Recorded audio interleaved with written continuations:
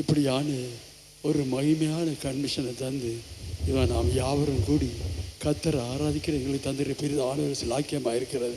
God has given us a glorious convention and has given us all the privilege to gather together like this and to worship the Lord. దేవుడు మహిమకరమైన ఒక convention మనకు అనుగ్రహించినాడు.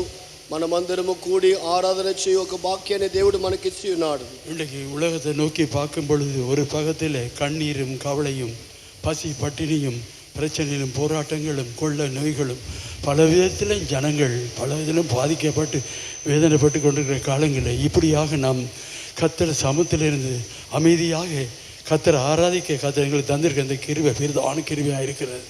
Great is the grace that the Lord has given to us to gather like this in the presence of God peacefully and to worship Him at a time when the people of this world are full of tears and worries and cares and hunger and starvation and pestilences and wars and unrest is prevailing all over the world. లోకములో పలువిధములైనటువంటి కలవరములు కలతలు పలువిధములైనటువంటి ఈ లోకములో కరువులు కాటకములతో ఇబ్బంది పడే ఈ కాలమందు దేవుణ్ణి మనం సమాధానముతో సంతోషముతో ఆరాధన చేయ ఒక భాగ్యాన్ని దేవుడు మనకి ఇచ్చి ఉన్నాడు.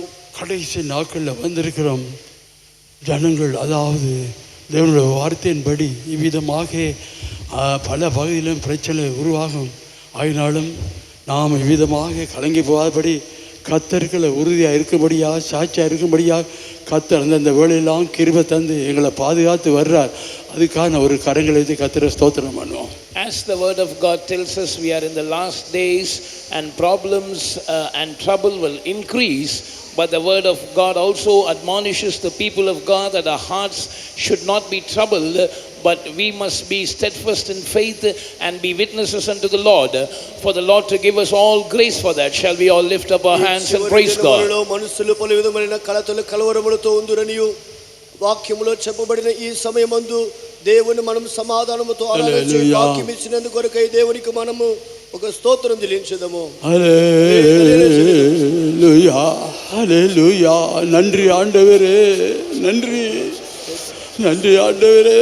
ஸ்தோத்திரம் ஸ்தோத்திரம் ஸ்தோத்திரம் ஸ்தோத்திரம் ஸ்தோத்திரம். கர்த்தருடைய நாமத்துக்கு மகிமை உண்டாகட்டும். Glory be to the name of the Lord. దేవుని నామానికి మహిమ కలుగును గాక. நமது ஆண்டவராகிய இயேசு கிறிஸ்து பரலோகத்தை விட்டு பூமிக்கு வந்த நோக்கம், அதாவது பாவியாக இருக்கிறதான ஜனங்களை விடுதலை ஆக்கும்படியாக இந்த உலகத்துக்கு வந்தார்னு வாசிக்கிறோம். Our Lord Jesus Christ, the purpose for which He came down from heaven into this earth was to save the people who are sinners, as we read in the Word of God. మన ప్రభువైన యేసుక్రీస్తు పరలోకము నుండి భూలోకానికి వచ్చిన ప్రాముఖ్యమైన ఉద్దేశము పాపులను రక్షించుట కొరకై ఆయన ఈ లోకమునకు వచ్చినాడని వాక్యములో చదువుతున్నాం. அவருடைய ஜீவியத்தை குறித்து பார்க்கும் பொழுது, அதாவது அவர் தேவனுக்கு சமமாக இருந்தும் கொள்ளையாடின பொருளாக எண்ணாமல் தம்மை தாமே வெறுமையாக்கி ஒரு அடிமையின் ரூபம் எடுத்து மரண பரியந்தம் கீழ்ப்படிந்தவராய் காணப்பட்டான்னு வாசிக்கிறோம். When we read about his life, we read that who being in the form of God thought it not robbery to be equal to God, but made himself of no reputation and took upon him the form of a servant and was made in the likeness of man, and being found in fashion as a man, he humbled himself and became obedient unto death, even the death of the cross. ఆయనను గురించి మనము చదువుతున్నాం. ఆయన దేవుని స్వరూపం కలిగి ఉండిను, దేవునితో సమానముగా ఉండుట విడిచిపెట్టకూడని భాగ్యమని ఎంచక మనుషు పోలికగా పుట్టి దేవుని దాసుని స్వరూపం ధరించి తను తానే రిక్తునిగా తగ్గించుకొని ఉన్నాడు. அவ்விதமான ஒரு இடத்தை எடுக்கிறதா இருந்தால் தேவன் எவ்வளவாக எங்கள் மேலே அன்பு கூர்ந்தாண்டு பாருங்கள். If he could take such a low estate for himself, just imagine how much God loved us. ఈ విధంగా తను రిక్తునిగా దాసునిగా చేసుకున్నాడు అంటే ఆయన మన మీద ఎంత ప్రేమ కలిగి ఉన్నాడు అనేది మనం తలంచవలసిన విషయం. ஒவ்வொரு ஆத்மாவையும் விடுதலை ஆக்க வேணும், ரட்சிக்கப்பட வேணும், பாவத்திலிருந்து விடுதலை ஆக்கப்பட வேணும். அவருடைய இயேசு என்ற நோக்கமாக இருந்தது. The purpose of Jesus was that every single soul must be delivered. They must be saved and they must be delivered from sin.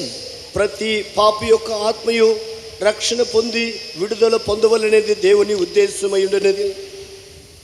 லூக்கா சுவிசேஷம் 19ஆம் அதிகாரம் முதல் 10 வசனத்தை வாசிக்கும் பொழுது நாம் இதில் விளங்கிக் கொள்ளலாம்.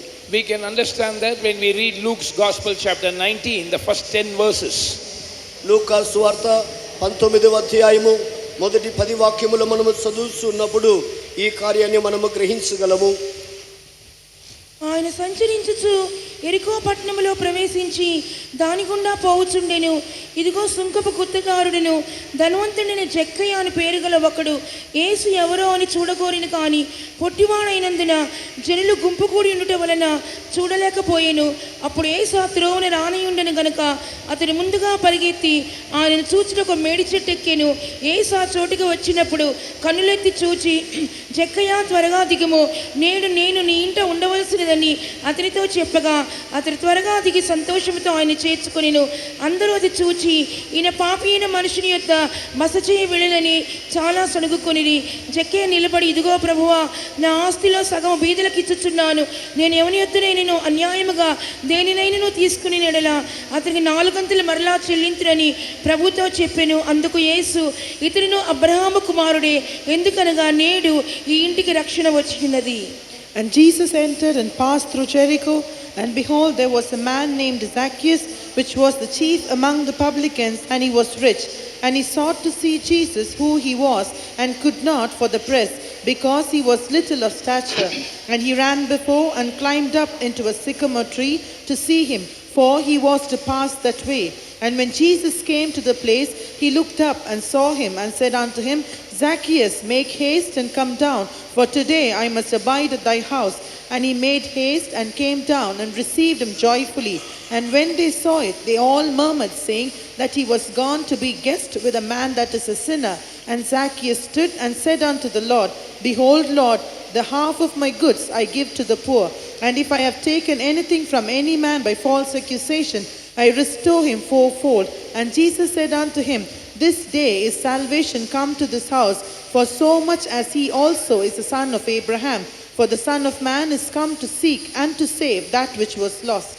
அவர் எரிகோவில் பிரவேசித்து அதன் வழியாக நடந்து போகையும் ஆயக்காரருக்கு தலைவனும் ஐஸ்வர்யவானுமாயிருந்த சகையை எனப்பட்ட ஒரு மனுஷன் இயேசு எப்படிப்பட்டவரோ என்று அவரை பார்க்க வகை தேடினான். அவன் குள்ளனானபடியால் ஜனக்கூட்டத்தில் அவரை காணக்கூடாமல் அவர் போகும் வழியில் முன்னாக ஓடி அவரை பார்க்கும்படி ஒரு காட்டத்தை மரத்தில் ஏறினான். இயேசு அந்த இடத்தில் வந்தபோது அண்ணாந்து பார்த்து அவனை கண்டு, சகைவே, நீ சீக்கிரமாய் இறங்கி வா, இன்றைக்கு நான் உன் வீட்டிலே தங்க வேண்டும் என்றார். அவன் சீக்கிரமாய் இறங்கி சந்தோஷத்தோடு அவரை அழைத்து கொண்டு போனான். அதை கண்ட யாவரும், இவர் பாவியான மனுஷனிடத்தில் தங்கும்படி போனார் என்று முறுமுறுத்தார்கள்.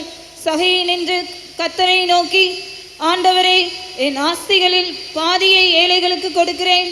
நான் ஒருவனிடத்தில் எதையாகிலும் அநியாயமாய் வாங்கினதுண்டானால் நாளத்தனையாக திரும்ப செலுத்துகிறேன் என்றான். இயேசு அவனை நோக்கி, இன்றைக்கு இந்த வீட்டுக்கு ரட்சிப்பு வந்தது. இவனும் ஆபிரகாமுக்கு குமாரனாய் இருக்கிறானே. இழந்து போனதை தேடவும் ரட்சிக்கவுமே மனுஷகுமாரன் வந்திருக்கிறார் என்றார். கர்த்தருடைய நாமத்துக்கு மகிமை உண்டாகட்டும். Glory be to the name of the Lord. దేవుని నామానికి మహిమ కలుగును గాక. இயேசு இந்த உலகத்துக்கு வந்த பொழுது அவர் சும்மா இருக்கல. அவர் பட்டணங்கள் தோறும் கிராமங்கள் தோறும் அதாவது தேவனுடைய ராஜ்யத்தை குறித்து அறிவிக்கிறவராக சுற்றி திரிந்தார்னு சொல்லி லூக்கா சுவிசேஷம் 8ஆம் அதிகாரம் 1ஆம் வசனத்தில் வாசிக்கிறோம். When Jesus came into this world, he did not just remain idle, but we read in Luke chapter 8 and verse 1 that he went throughout every city and village preaching and showing the glad tidings of the kingdom of God. ప్రభువైన యేసుక్రీస్తు లోకములోనికి వచ్చినప్పుడు ఆయన ఊరికే ఉండలేదు కానీ ఆయన దేవుని రాజ్య సువార్తను తెలుపుచు ప్రతి పట్టణంలో ప్రతి గ్రామములోనూ సంచారము చేస్తూ ఉండెను. இந்த நற்செய்தியான சுவிசேஷத்தை அறிவிக்கும்படியாக பட்டணங்கள் தோறும் கிராமங்கள் தோறும் சுற்றி திரிந்தார். He went throughout cities and villages to proclaim the good news of the gospel. ఈ రక్షణ సువార్తనే మంచి సువార్తను ప్రకటించు నిమిత్తమై పట్టణములోను గ్రామములోను యేసు సంచారము చేస్తూ ఉండెను. லூக்கா சுவிசேஷம் 19ஆம் அதிகாரம் 1ஆம் வசனத்துக்கு வரும் பொழுது, when we see in Luke chapter 19 and verse 2, లూకా సువార్త 19వ అధ్యాయం 2వ వాక్యములో వచ్చినప్పుడు இயேசு இவ்விதமாக அன்றைக்கு எரிகோ வழியாக போகிறதுக்கு தீர்மானம் பண்ணி அவர் தம் ஜனத்தை கூட்டிக் கொண்டு எரிகோ வழியாக போகிறார். Jesus planned to go via Jericho that day, and he called his disciples and went there. యేసు ప్రభు తన శిష్యులతో కూడా ఆయన సంచరించుచు ఎరికో పట్టణములో గుండా ప్రవేశించి ఉన్నాడు. அன்றைக்கு சகையும் இயேசு அந்த வழியா வர்றான்னு கேள்விப்பட்ட பொழுது அவன் ஆயக்காரனுக்கு தலைவனும் ஐஸ்வர்யவானுமாக இருந்து சகை எண்ணப்பட்ட ஒரு மனுஷன். அவன் என்ன செய்தான், இயேசு வருது கேள்விப்பட்டு அவரை பார்க்குறேன்னு சொன்ன, நான் ஒரு குள்ளனா இருக்கிறேன், எப்படி பார்க்கறது, உடனே கண் முன்னுக்கு போய் ஒரு மரத்தில் ஏறான் பாரு. And there was a man named Zacchaeus who was the chief among the publicans and was rich, and he sought to see Jesus, but he couldn't because he was of little stature than others, and therefore he ran ahead of everyone and climbed up a sycamore tree. ఆ ఎరికో పట్టణములో సుంకరపు గుప్తరుడును ధనవంతుడైన జక్కయ్యను ఒక పేరు గలవాడు ఉండెను. అతడు పొట్టివాడై ఉన్నాడు. అందువలన యేసు ఎవరో ఆయన చూడగోరి ఒక మేడు చెట్టు ఎక్కినాడు. இந்த இடத்துல இயேசு எப்படிப்பட்டவர் என்று பார்க்கறதுக்கு அவன் பிரயாசப்பட்ட காரணம் என்ன? இயேசு விதமாக போகும் பொழுது, மற்ற ஜனங்களோட போகும் பொழுது ஒரு வித்தியாசம் கிடையாது, அவனோட வஸ்திரத்தில் வித்தியாசம் கிடையாது, பொதுவாக ஜனத்தோட போகிறவராய் காணவாள். Why did he have to labor so much to see Jesus who was passing by? Because when Jesus went amongst the crowd, he couldn't be identified as a unique person because he was like one of the common men dressed like all of them. ఈ యొక్క యేసు ఎవరో అని చూడగోరి ఉన్నాడు ఈ జక్కయ్య. దీనికి కారణం ఏమిటి? యేసు ప్రభు అందరితో కూడా అందరిలాగా వస్త్రధారణ గలవాడై అక్కడ వెలుస్తూ ఉండేనాడు. அங்கே நாங்கள் காண்கிறோம், அதாவது ரோமரில் 5ஆம் அதிகாரம், பிலிப்பியர் 2ஆம் அதிகாரம் 5ஆம் 6ஆம் வசனங்களை வாசிக்கும் பார்க்கிறோம். அதாவது அவர் தேவனுக்கு சமமாக இருந்தும் கொள்ளையாடின பொருளாக எண்ணாமல் தாமே வெறுமையாக்கி மனுஷ அவதாரம் எடுத்து இந்த பூமிக்கு வந்தார்னு வாசிக்கிறோம். And when we read Philippians chapter 2 and verses 6 and 7, we read about him that though he was in the form of God, he thought it not robbery to be equal with God, and he took upon him the form of a servant and was made in the likeness of men when he came to this earth. ఆ యేసు ఎవరు అని ఇతడు చూడగోరి ఉన్నాడు.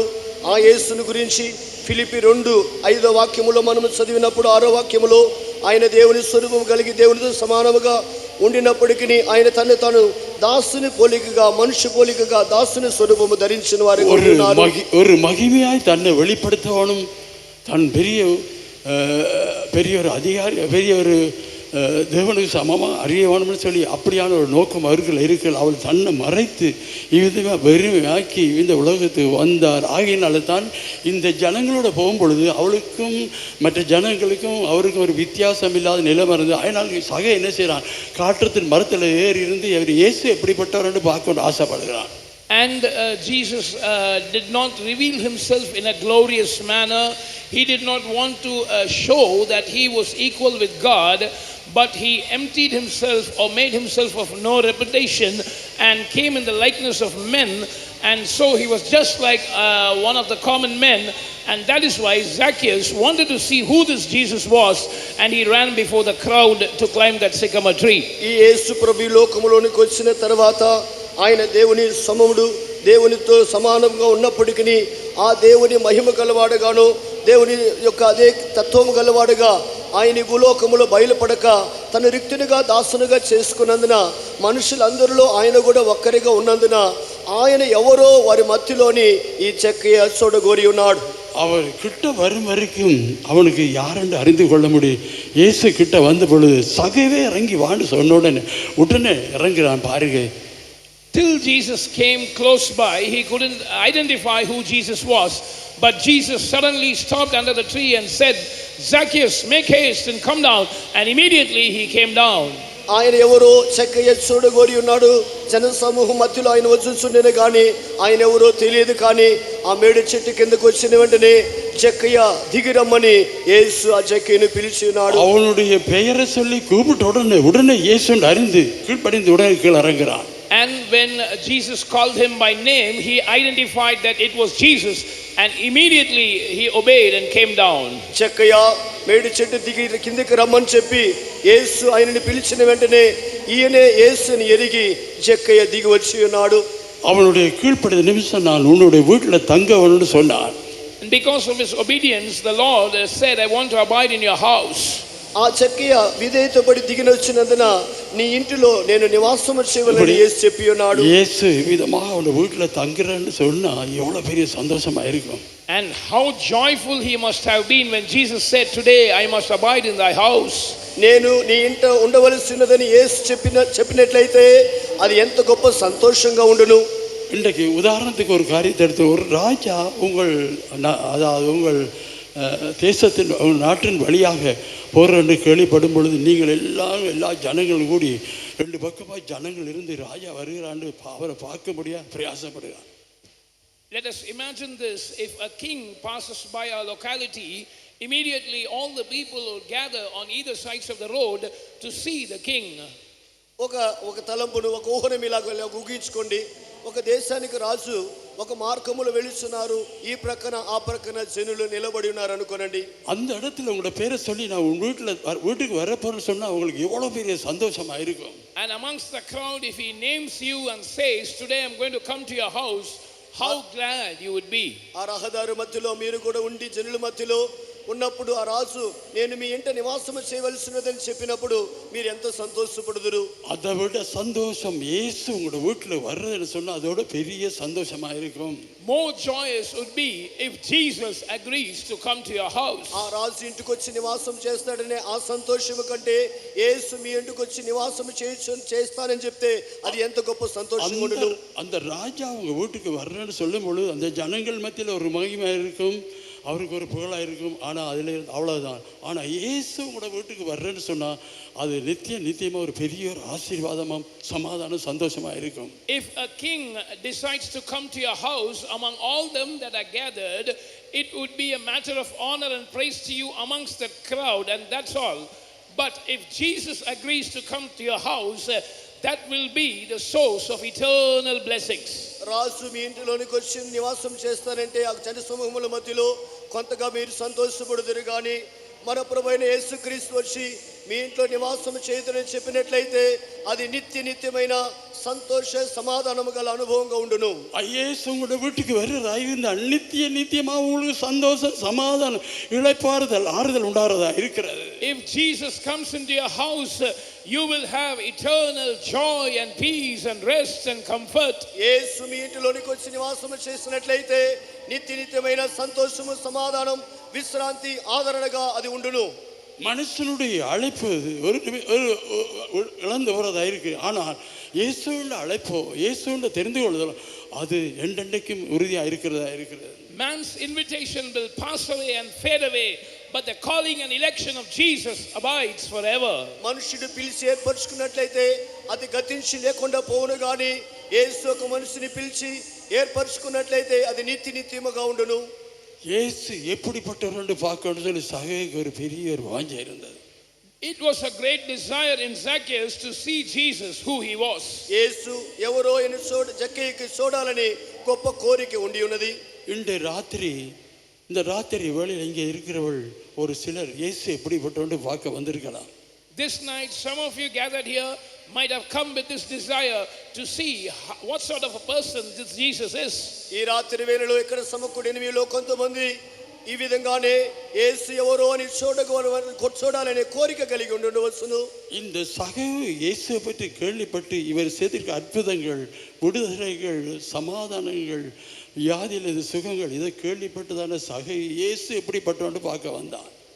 Zacchaeus had heard about the wonderful miracles that Jesus performed, the deliverances and the healings that he gave and the peace that he had to offer people, and therefore he wanted to see who Jesus was and came to that place. యేసు అద్భుత సూచక్ర మహత్కార్యములు చేసినందున వాటిని గురించి జక్కయ్య విని ఉన్నాడు. అందువలనే యేసు ఎవరోని చూడ కోరి వచ్చి ఉన్నాడు. இந்த ராத்திரியில இயேசு எப்படிப்பட்டவன்னு நீங்க பார்க்க விரும்புறீங்களா? This night, do you want to see who Jesus is? మీరు కూడా ఈ విధంగానే ఈ యేసు ఎవరో అని మీరు చూడ కోరి వచ్చి ఉండవచ్చును. యేసు எப்படிப்பட்டவன்னு பார்க்க வாஞ்சிக்கிறீங்களா? Do you have the desire to see what sort of a person Jesus is? యేసు ఎవరో అని మీరు చూడ కోరినట్లయితే அப்படியானால் ஒரு நிமிஷம் உங்களுடைய அதாவது கண்களை மூடி மனக்கண்களை திறந்து இயேசு அந்த கல்வாரி சிலுவையில் இயேசு தொங்குற நோக்கி பாருங்கள். If that be so, close your eyes and open your eyes of understanding, your inner eyes, and see that vision of Jesus hanging on the cross. ఆ కోరిక మీలో ఉన్నట్లయితే శరీర ప్రకారమైన నేత్రములు మీరు మూసుకొని ఆత్మీయ నేత్రములను తెరిచి కల్వారిలో వేలాడే యేసు ఎవరో చూడండి. ஒரு நிமிஷம் உங்களோட மாம்ச கண்களை மூடி உங்களோட மனக்கண்களை திறந்து இயேசு அந்த கல்வாரி சிலுவையில நோக்கி பாருங்கள். 1 minute, close the eyes of your fleshly body and open your inner eyes and see that vision of Jesus hanging on the cross. శరీర ప్రకారమైన నేత్రములు ఒక నిమిషం మూసి ఆత్మీయ నేత్రములు తెరిచి కల్వారిలో వేలాడుచున్నాడే ఆ యేసు ఎవరో ஆத்மீய நேத்திரமுலతో தரிசிச்சండి. நீங்க இந்த வார்த்தையின்படி உண்மையாகவே கண்களை மூடி அந்த மனக்கண்களால இயேசுவை நீங்க பார்க்கிறதா இருந்தா தேவனுடைய சிலுவையினுடைய வல்லமை உங்களுக்குள்ள வருகிறதா இருக்கிறது.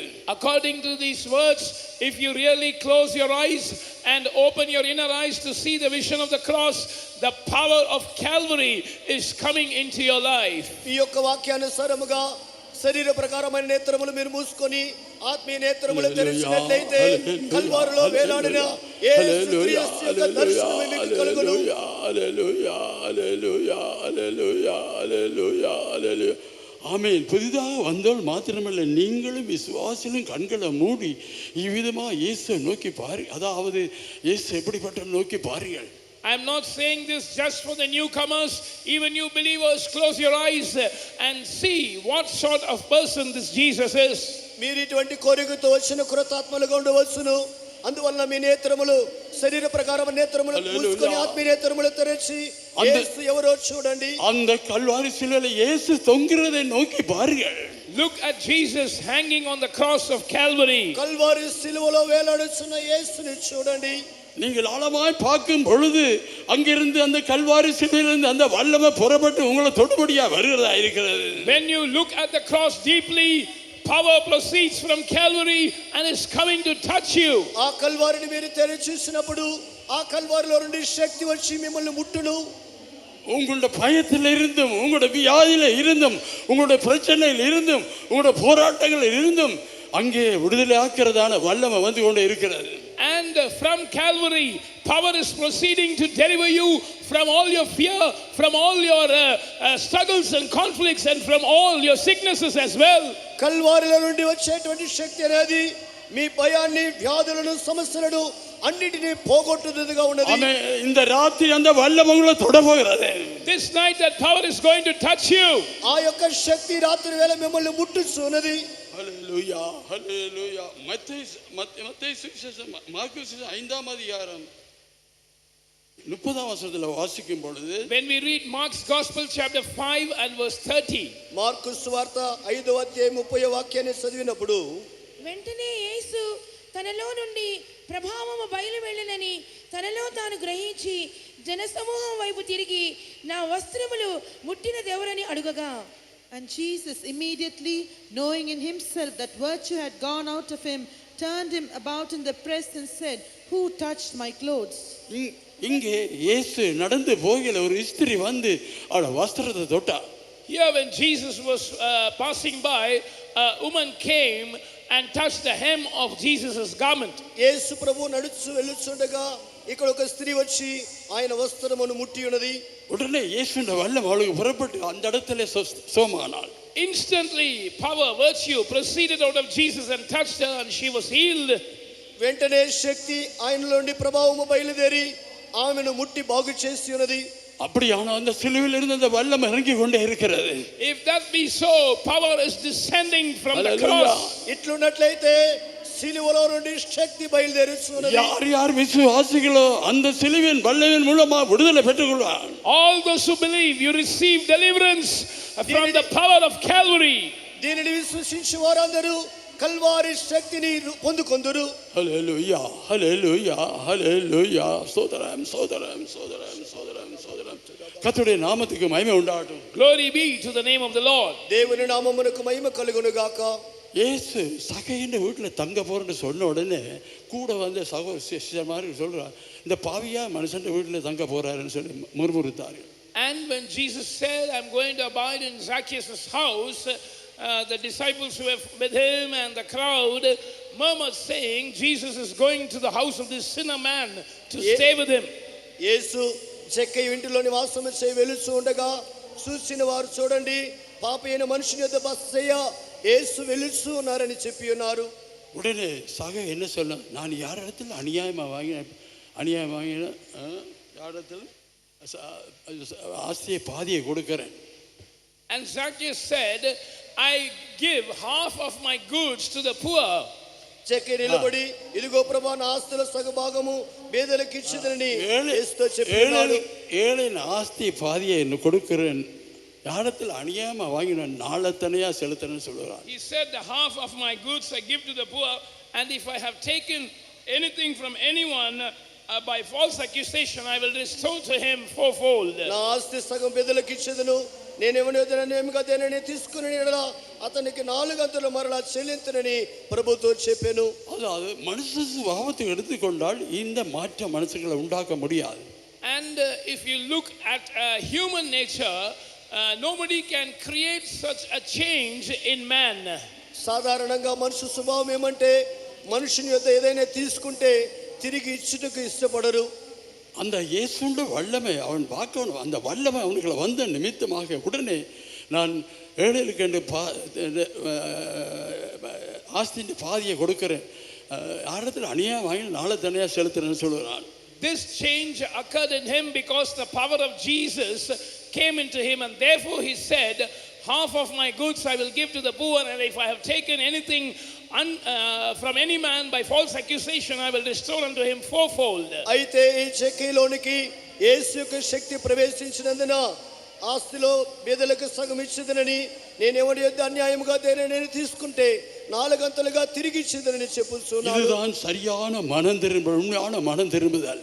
This is the real true repentance. ఇది సరి అయినటువంటి మారు మనస్సు. அந்த இயேசுண்ட வல்லம் அவனுக்குள்ள வந்த நிமித்தமாக இப்படியாக பேசுகிறான். நான் யார் ஏழைகளுக்கு பாதியை கொடுக்கிறேன், யாருக்கு அநியாயமான நாளை தனியாக செலுத்துன்னு சொல்லுகிறான். Because power of Jesus came into him only, he is confessing this, that I will give half of my goods to the poor, and if I have taken anything from any man by false accusation, I will restore unto him fourfold.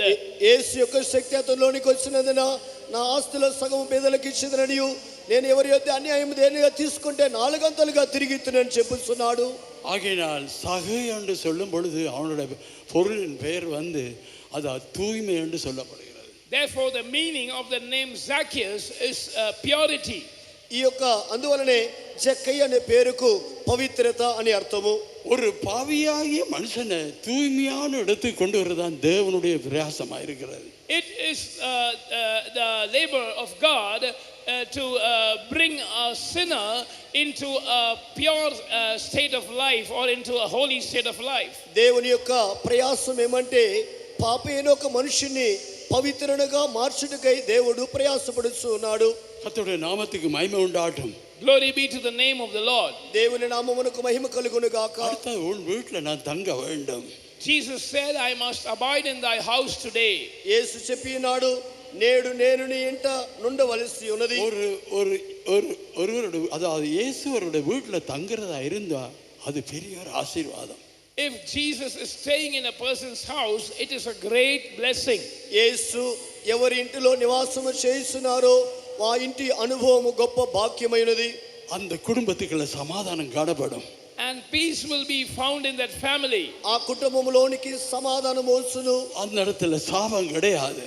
And there is no curse in that place. శాపం అనేది ఆ చోట ఉండనే ఉండదు. அங்கே வியாதி கிடையாது. There can be no sickness in that place. వ్యాధి అనేది ఆ చోటులో ఉండదు.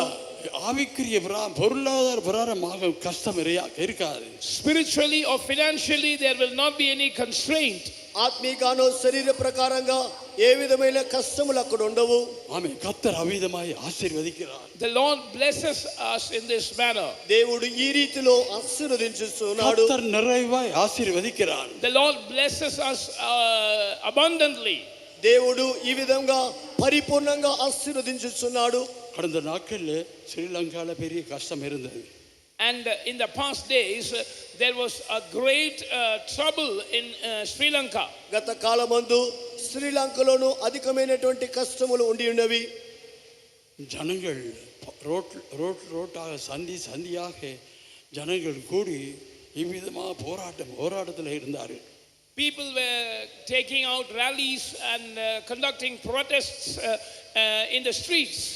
ఆ యొక్క జనులైతే వీధులలోను సందులలోనికి వెళ్ళి వారు పోరాటములు చేయవారుగా కనబడి ఉన్నారు. பட்டினியா இருக்கிறோம், பால் மா இல்லை, பிள்ளைகளுக்கு சாப்பாட்டுக்கு சாமான் இல்லை, இப்படி எழுந்து ஜனங்கள் ரோட்டு வழி சந்தியாக கத்திட்டு இருந்தாங்க.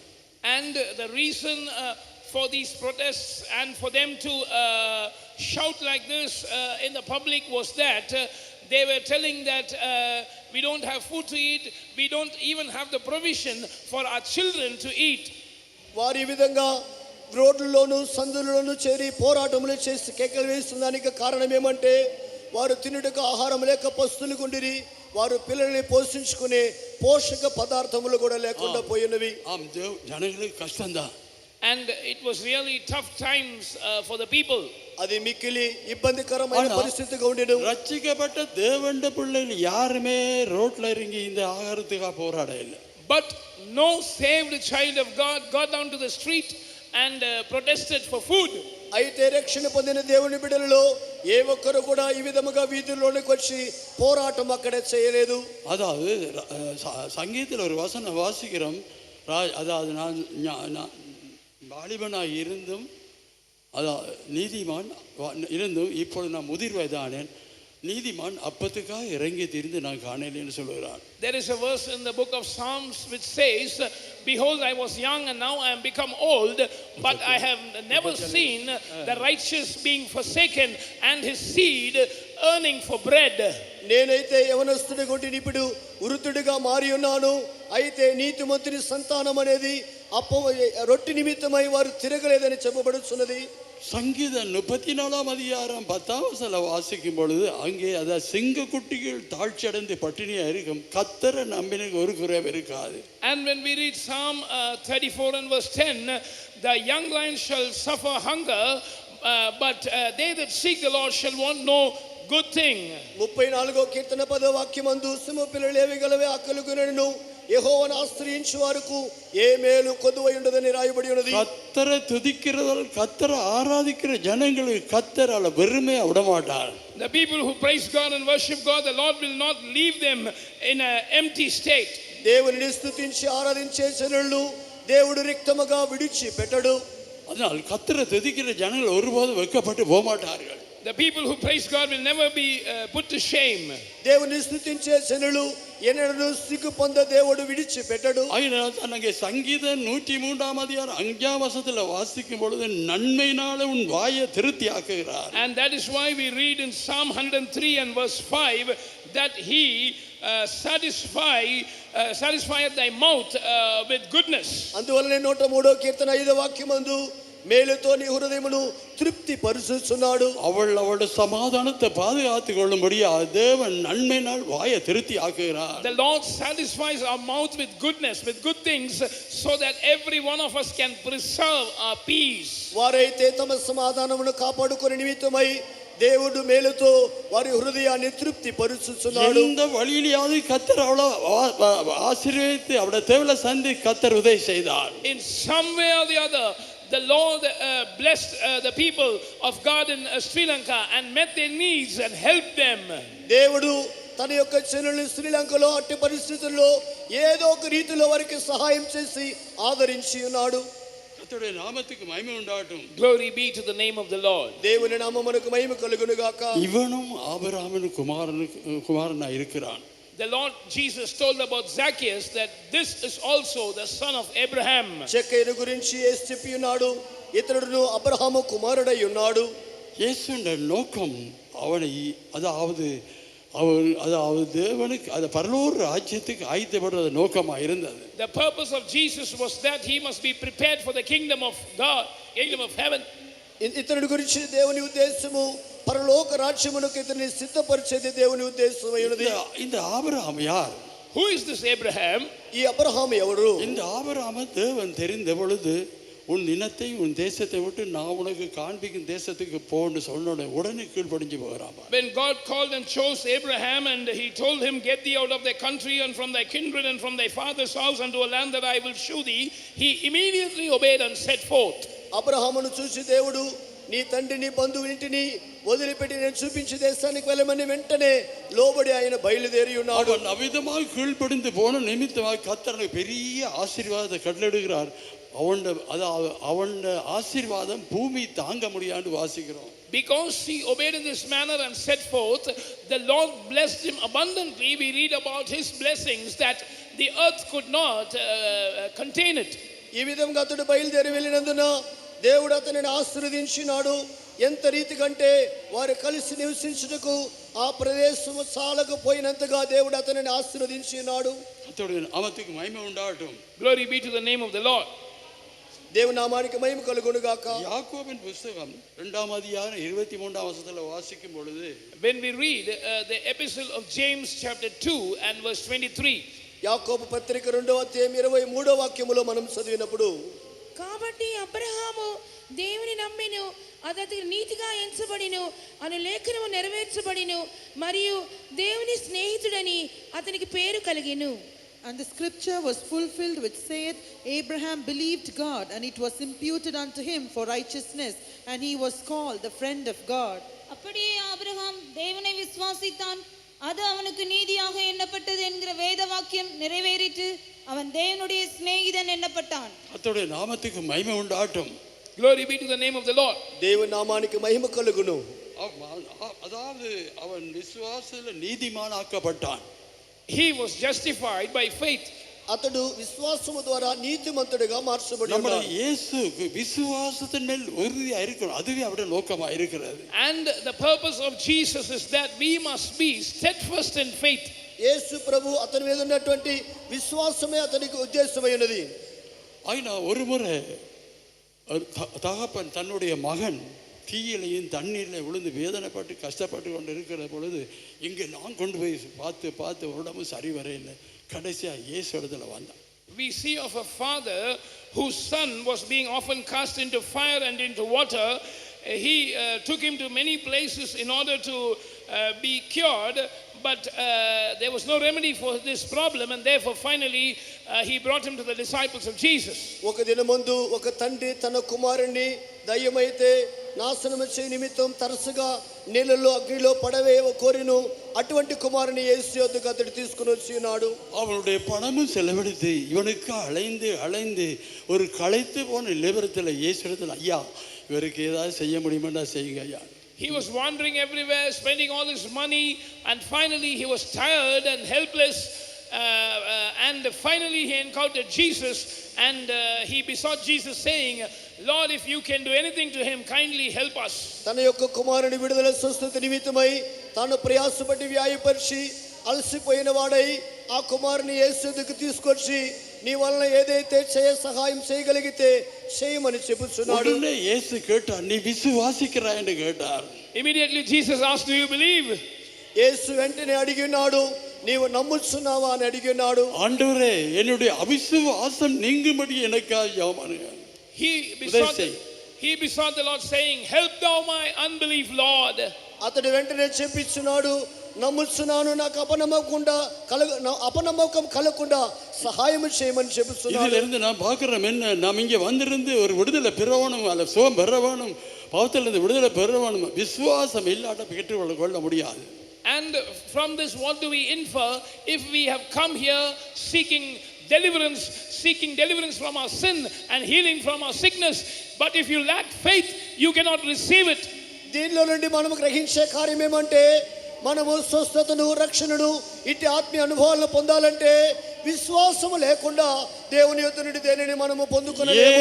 యేసు செய்வார் என்று விசுவாசிக்கிற, இயேசு சுகமாக்குவார், இயேசு என்னை விடுதலை ஆக்குவார் என்று விசுவாசிக்கும் பொழுது உடனே சுகமாகிறார். When you believe Jesus will do this for me, Jesus will heal me, Jesus will deliver me, immediately Jesus will heal you. యేసు నన్ను విడిపించును, రక్షించునని నీ విశ్వసించిన ఆ క్షణమందే యేసు నిన్ను విడిపించి స్వస్థపరుచును. அவனுடைய விசுவாசம் நீங்கின உடனே ஆண்டவர் அந்த அந்த தீயில தண்ணியில் உடனே தூக்கினா உடனே சுகமாயிடும். As soon as his unbelief was removed, the Lord extended his hand to lift that boy who was being often cast into fire and the waters, and immediately he was healed. ఆ తండ్రిలోండే అపనమ్మకము తొలగింపబడిన వెంటనే అగ్నిలో నీళ్ళదో పడదోయబడే ఆ దురాత్మ నుండి కుమారుడు విడుదల చేయబడి ఉన్నాడు. அதனால் உங்களோட தேவைக்காக ஜெபம் பண்ண வரலாம். உங்களோட தேவைகள், குடும்ப கஷ்டங்கள், பிரச்சனை என்னவா இருந்தாலும் நீங்க விசுவாசிக்காவிட்டால் பெற்றுக்கொள்ள முடியாது. You might have come here praying for the blessings of your family or for your needs, but whatever be your need, whatever be your struggle and conflict, if you don't believe, you cannot receive anything from the Lord. మీరైతే మీ కుటుంబ సమస్యల నుండి, వ్యాధుల నుండి, మరి ఏ ఇతర ఆశీర్వాద అనుభవాలు పొందాలని మీరు ఇక్కడికి వచ్చినప్పటికీ దేవుని యందు మీరు విశ్వాసం ఉంచకపోతే ఏది పొందుకోలేరు. ஆபிரகாம் தேவனை விசுவாசித்தான், அது நீதியாக எண்ணப்பட்டன்னு சொல்லி அவனுடைய ஜீவன் எல்லாம் ஒரு விசுவாசத்தின் மூலமாக கட்டப்பட்டதா இருந்தது. And Abraham believed God, and his faith was imputed to him as righteousness, and accordingly the faith of Abraham was counted as righteousness for him. Abraham దేవుని నమ్మినది అతనికి నీతిగా ఎంచబడిన రాయబడినట్లు అబ్రహాము జీవితము విశ్వాసం మీద కట్టబడి ఉన్నది. ஆபிரகாம் தேவனுடைய வார்த்தை கீழ்ப்படிந்த நிமித்தமாக, because Abraham obeyed the word of God, Abraham దేవుని యొక్క మాటకు లోబడినందున ஆபிரகாமுக்கு மறைக்காம ஒரு காரியம் செய்ய மாட்டேன்னு சொல்லி ஆதிகாமம் 18 அதிகாரம் 18 வசனத்துல வாசிக்கிறோம். we see the Lord telling concerning Abraham in Genesis 18:18 that I will not do anything without informing Abraham. అబ్రహాముకు తెలియకుండా ఎరుకుండా నేను ఏ కార్యమును చేయనని దేవుడు ఆదికాండం 18వ అధ్యాయం తెలుగులో 19వ వాక్యములో చెబుతున్నాడు. தேவாதி தேவன், சர்வ வல்லமுள்ள தேவன் இந்த ஆபிரகாம் தேவனுடைய வார்த்தை கீழ்ப்படிந்த நிமித்தமாக அவனுக்கு சொல்லாம ஒரு காரியம் நான் செய்ய மாட்டேன்னு சொல்லுகிறான். The God of gods, the Almighty God says that I will not hide anything from Abraham which I do, verse 17 in English, because Abraham obeyed the word of God. అందువలన దేవుడు అబ్రహాము దేవుని మాట వినినందున అతని ఎరుకకుండా నేను ఏ కార్యమును చేయనని చెబుతున్నాడు. கர்த்தருடைய நாமத்துக்கு மகிமை உண்டாகட்டும். Glory be to the name of the Lord. దేవుని నామానికి మహిమ కలుగును గాక. அடுத்தது அவன் சிநேகிதன் என்று சொல்லப்படுகிறது. Nextly, Abraham was called the friend of God. Abraham దేవుని స్నేహితుడని పిలువబడుతున్నాడు. ஆபிரகாம் விசுவாசத்தில் நீதிமான், விசுவாசம். அடுத்தது இரண்டாவது பார்க்கும்பொழுது அவன் சிநேகிதனானான்னு வாசிக்கிறோம். And Abraham believed God, and he was justified by faith, and next we read that he was called the friend of God. మొదటిగా అబ్రహాము దేవుని నమ్మి విశ్వాసం ద్వారా నీతిమంతుడిగా మార్చబడి ఉన్నాడు. రెండవ అనుభవం అతడు దేవుని స్నేహితుడిగా మార్చబడి ఉన్నాడు. இன்றைக்கு சிநேகிதரை நாம் எடுத்துக்கொள்ளும் பொழுது பார்க்கலாம்.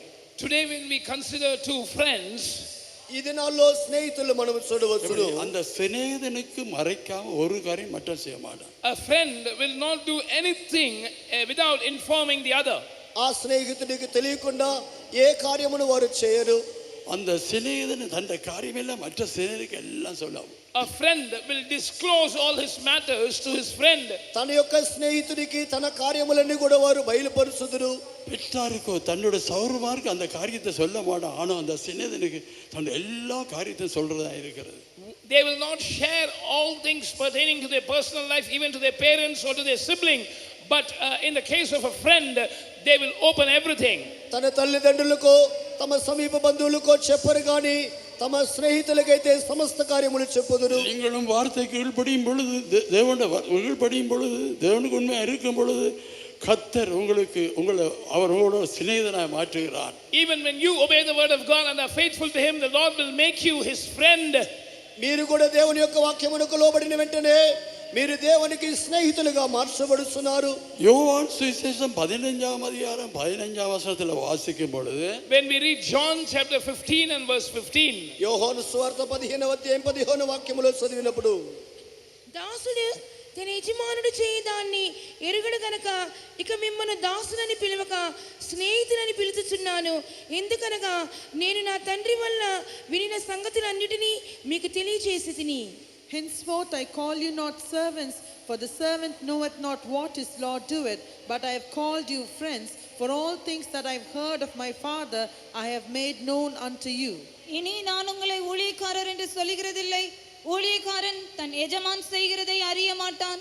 நான் உங்களை சிநேகிதர் என்றேன், ஏனெனில் என் பிதாவினிடத்தில் நான் கேள்விப்பட்ட எல்லாவற்றையும் உங்களுக்கு அறிவித்தேன். எப்படி சொல்லப்படும்? அதாவது சிநேகிதன், அதாவது ஊழியன் எஜமான் காரியங்களை சொல்ல மாட்டார். Look at how beautifully it is said. A master will not disclose everything to his servants. చూడండి ఎంత రమ్యంగా ఉన్నదో. దాసుడు తన యజమాను చేయు కార్యాన్ని ఎరుగడు. ஊழியக்காரன் இருக்கும் பொழுது యజమాన్ அவருடைய ரகசியங்களோடு சொல்ல மாட்டார். When he is a servant, the Lord will not share his secrets to him. ఒక యజమానుకు దాసుడు ఉన్నట్లయితే ఆ దాసునికి యజమానుడు తన అన్ని కార్యాలు చెప్పలేడు. ஆனா சிநேகிதன் முறையில் அவருக்கு எல்லாத்தையும் வெளிப்படுத்துறார். But if the relationship is as a friend, he will reveal everything to him. అయితే ఆ యజమానుడికి స్నేహితుడు ఉన్నట్లయితే ఆ స్నేహితుడనే భావముతో తన కార్యములన్నీ కూడా తెలియజేయను. அந்த துண்ட மாத்து தமிழ்ல வாசிக்கவா? Please read it in Tamil alone. ஊழியக்காரன் தன் எஜமான் செய்கிறதை அறிய மாட்டான். நான் உங்களை சிநேகிதர் என்றேன், ஏனெனில் என் பிதாவினிடத்தில் நான் கேள்விப்பட்ட எல்லாவற்றையும் உங்களுக்கு அறிவித்தேன். நீங்க இப்பொழுது சிநேகிதனா இருக்கிறீங்க, என் பிதாவிடத்தில் கேள்விப்பட்டதெல்லாம் உங்களுக்கு நான் சொல்லுவேன். Because you are now my friends, all that I have heard of the Father I am sharing with you. నా తండ్రి వలన విన్న సంగతులన్నీ నేను మీకు తెలియజేస్తున్నాను కనుక మీరు స్నేహితులని పిలువబడుతున్నారు. ஊழியக்காரர் விதமாக சிநேகிதரா மாறிட்டா ஆண்டவர் அப்படியே அவருடைய காரியங்கள் எல்லாம் அவருக்கு வெளிப்படுத்துறாரு. If all the servants of God become friends of God, the Lord will reveal all things from the Father to them. దాసులందరూ కూడా దేవుని స్నేహితులుగా మార్చబడినట్లయితే తండ్రి యొక్క సమస్త కార్యములను యేసు మీకు బయలుపరచును. கர்த்தருடைய நாமத்துக்கு மகிமை உண்டாகட்டும். Glory be to the name of the Lord. దేవుని నామమునకు మహిమ కలుగును గాక. மனுஷன் இழந்து போனதையும் ரட்சிக்க தேட வந்தேன்னு சொல். And he says the Son of Man is come to seek and to save that which is lost. మనుషుడు ఏదైతే కోల్పోయి ఉన్నాడో దానిని వెతికి రక్షించి నిమిత్తమై దేవుడి లోకానికి వచ్చి ఉన్నాడు. இழந்து போன தேடவும் ரட்சிக்க வந்தேன்னு சொல்லுகிறார். He says I am come to seek and to save that which was lost. నశించిపోయే దానిని వెతికి రక్షించుటకే మనుష్య కుమారుడు వచ్చి ఉన్నాడు. ఆది మనిషిని దేవుడు ఉండాకిన పొழுது, when God made the first man, మనిషిని మొట్టమొదటిగా దేవుడు సృష్టించినప్పుడు உன்னை ஆசీర్వదిத்து உன்னை பெரிய ஜாதியாக உன்னை ஆசீர்వదిத்து பூமியில் எல்லாம் உனக்கு ஆசீர்வதிக்கப்பட்டு இருக்கும். He blessed him and said all the earth shall be blessed in you. మీరైతే ఆశీర్వదింపబడి ఫలించి భూమిని నింపుడని చెప్పి ఉన్నాడు. இப்படியாக ஒரு 7 ஆசீர்வாதங்கள் மனுஷனுக்கு தேவன் கொடுத்தார். We know that God gave the first man 7 blessings. ఈ విధంగా దేవుడు మొదటి మనుషునికి 7 ఆశీర్వాదాలు ఇచ్చి ఉన్నాడు. ஒன்று நித்திய ஜீவன், 1 eternal life, మొట్టమొదటిది నిత్య జీవము, இரண்டாவது ஐக்கியம், secondly fellowship, రెండవది సహవాసము, மூன்றாவது தேவ சாயல், thirdly the image of God, మూడవది దేవుని సారూప్యం, நாலாவது தேவனுடைய மகிமை, fourthly the glory of God, నాలుగవదిగా దేవుని మహిమ, ஐந்தாவது ஆளுகை, fifthly dominion, ఐదవదిగా ఏలుబడి, ஆறாவது அழியாமை, sixthly immortality, ఆరవదిగా అక్షయత, ஏழாவது சுதந்திரத்தை கொடுத்தார். seventhly he gave him an inheritance, ఏడవదిగా స్వతంత్రము. மனுஷனுக்கு இவ்வளவு பெரிய ஆசீர்வாதத்தை கொடுத்தார். God gave man so great blessings. ఈ విధమైన ఆశీర్వాదాలు దేవుడు మనుషునికి ఇచ్చి ఉన్నాడు. தேவனுடைய சாயலா ரூபமா உண்டாக்கப்பட்ட மனுஷன் எல்லாத்தையும் கொடுத்தார். Because man was made in the image and likeness of God, God gave all these blessings to man. దేవుడు మనుషుని తన సారూప్యముగా సృష్టించి ఈ విధమైన 7 ఆశీర్వాదాలు అనుగ్రహించి ఉన్నాడు. தேவனுடைய வார்த்தைக்கு கீழ்ப்படியா போன நிமித்தமாக மனுஷன் தள்ளப்பட்டு இந்த ஆசீர்வாதங்கள் எல்லாம் அளந்து போயிட்டான். Because man disobeyed the words of God, he was cast away and he lost all the blessings of God. మనుషుడైతే దేవుని మాటలకు అవిధేయత చూపినందున అతడు 7 విధమైన ఆశీర్వాదాలను కోల్పోయి ఉన్నాడు. அப்படியானால் மனுஷன் நித்தியத்துக்குள்ள போக முடியாது. நித்திய ராஜ்யத்துக்குள்ள while this was the case, man could not enter into the eternal kingdom. అట్లయినట్లయితే మనుషుడు నిత్య రాజ్యములో ప్రవేశించు నిమిత్తం ரெண்டு இடம் தான் இருக்கு. ஒன்று பரலோக ராஜ்யம், மற்ற நித்திய நரகம். There are only two destinations. One is heaven, the other is eternal hell. మనుషుని యొక్క ముగింపులో నిత్యములో రెండే స్థలములు, ఒకటి నరకం, ఇంకొకటి పరలోకం. ஆகினால் தேவ சாயலா உண்டாக்கப்பட்ட மனுஷன் நித்திய நரகத்துக்கு போகக்கூடாது தான் கர்த்தரா இயேசு கிறிஸ்து இந்த பூமியில் வந்து ஒரு ரட்சகரா வந்து அவனை ரட்சிப்பட வழி நடத்த விரும்புகிறார். So that man who was created in the image and likeness of God might not land up in eternal hell, Jesus came to this earth in the form of a man wanting to lead him into eternal salvation. దేవుని సారూప్యముగా సృష్టింపబడిన మనుషుడు నశించి నరకమునకు పోకుండా నిమిత్తమై అతడు రక్షింపబడి పరలోకము వెళ్ళుటకై ప్రభువు అయిన యేసు భూలోకానికి వచ్చి ఉన్నాడు. முதலாவது ஒரு வார்த்தை அனுப்புகிறார். First of all, he sends his word.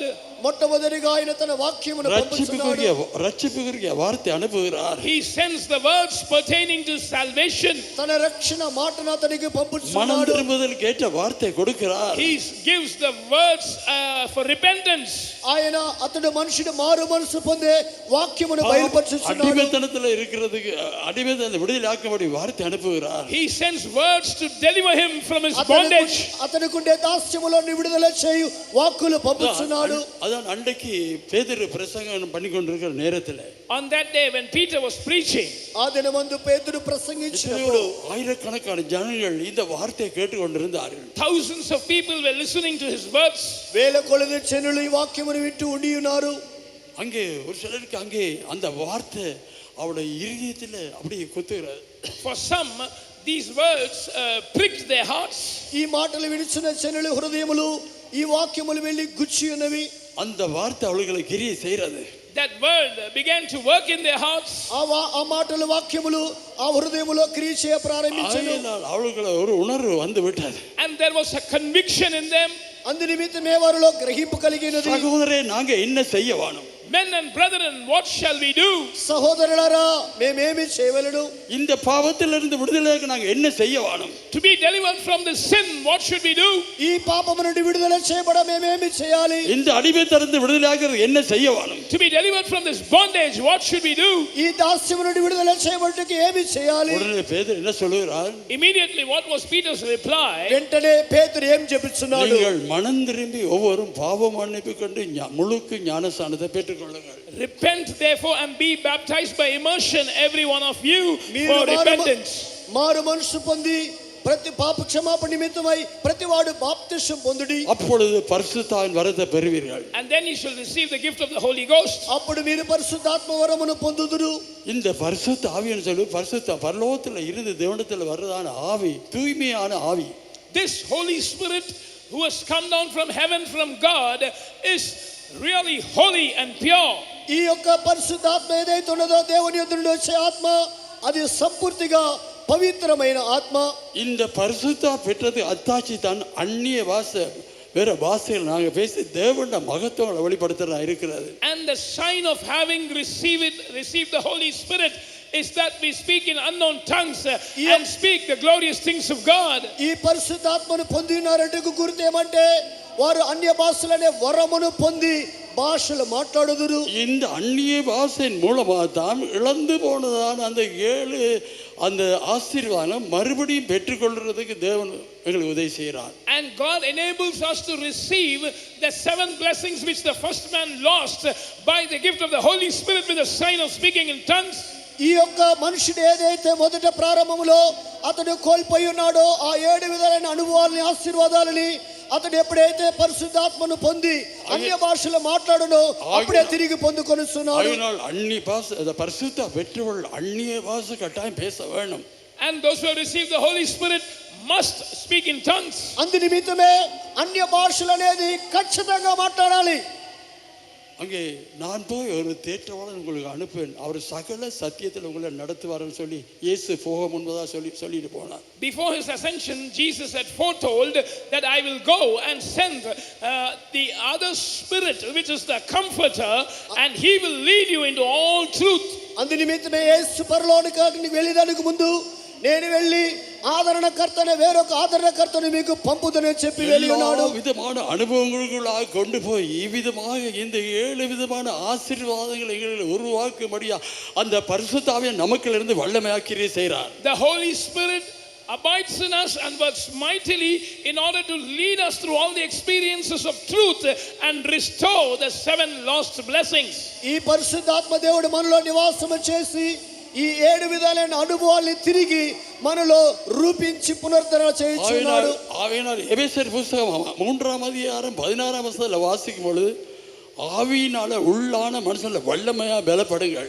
Therefore it is mentioned in Ephesians 3 and verse 16 that you must be strengthened in your inner man with might by the Spirit of God. అందువలనే ఎఫెసీ 3వ అధ్యాయం తెలుగులో 15వ వాక్యం మీరు అంతరంగ పురుషుయందు శక్తి కలిగి బలపరచబడుడి. அப்பொழுது அன்பினால நீங்க வேரூன்றினதாக காணப்படுவீர்கள். Then you will be rooted and grounded in love. అప్పుడు మీరు ప్రేమలో వేరుపారి స్థిరపడుదురు. அந்த பரிசுத்த ஆவியினுடைய அன்பு அவ்விதமா வேறொன்று உறுதிப்படுத்துறதான ஒரு நிலைக்கு கொண்டு வரதா இருக்கிறது. The love of the Holy Spirit will bring you to a state where you are rooted and grounded in love. ఈ పరిశుద్ధాత్మ అనేది దేవుని ప్రేమలో మీరు వేరుపడి స్థిరపడుటకు సహాయం చేస్తున్నది.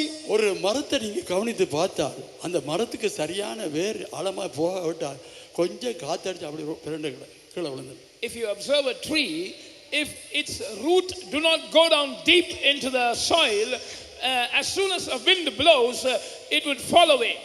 ఒక మరాన్ని ఒక చెట్టుని తీసుకొనండి, దాని వేరు లోతుగా వెళ్ళనట్లయితే ఒక గాలి కొట్టిన వెంటనే అది కింద పడిపోతుంది. இந்த 7 ஆசீர்வாதங்கள் நமக்குள்ள உருவாக்கும்படி கர்த்தர் பலவிதமான பாதைகளை கொண்டு போய் நடத்துற நேரத்தில் எவ்வளவு புசல் அடித்தாலும் அந்த வேர் உறுதியா இருக்கும். ஆவிக்குள்ள வேர் உறுதியா இருக்கும், அசைக்கப்பட முடியாது. When the Lord is leading us through many paths in order to restore these 7 blessings, no matter how many winds might blow, if we are rooted and grounded in love, we will not be moved, we will not be shaken. ఈ 7 ఆశీర్వాదాల అనుభవాలు మనలో తిరిగి రూపించి నిమిత్తమై దేవుడు మనల్ని పలు మార్గములలో మనల్ని నడిపించును. ఆ సందర్భంలో ఎట్టి గాలి మన మీద కొట్టినప్పటికీ మన వేరు ప్రేమలో వేరుపారి స్థిరపడితే మనము పడము, స్థిరులుగా ఉందుము. அப்படியாக இவ்விதமான ஆசீர்வாதங்களை பெற்றுக்கொள்ளும்படியாக கர்த்தர் சபையில பரிசுத்தவான்கள் வைத்திருக்கிறார்.